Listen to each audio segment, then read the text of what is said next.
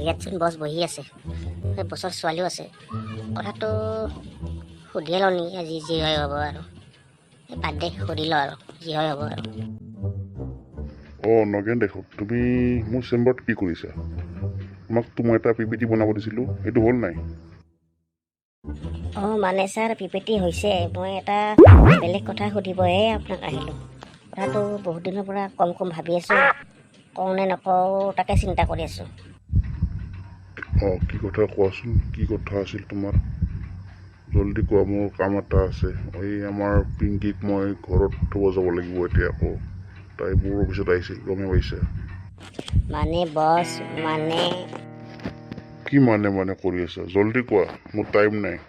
মানে বছ, মই আপোনাৰ ছোৱালী পিংকিক বিয়া পাতিব বিচাৰিছিলোঁ। কি ক'লা তুমি? তোমাৰ ইমান সাহস?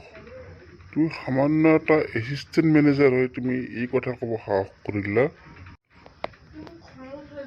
চালা, তুমি জানা তুমি মাহত যিকেইটা দৰমহা পোৱা, সেইকেইটা দৰমহা দি আমাৰ পিংকিত টয়লেটৰ পেপাৰো নাহে মাহৰ।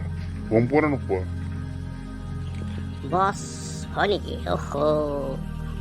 পিংকিক যদি মাহত ইমান টয়লেট পেপাৰ লাগে, তাৰমানে তাই বহুত হাগেও। আপুনি কৈ ভালে কৰিলে দিয়ক। আপোনাৰ হাকুৰি ছোৱালী মোক নালাগে, আপোনাৰ ঘৰতে থাকক, ভালেই হ'ল। পিংকি, চালা ই কি কৈ গ'ল?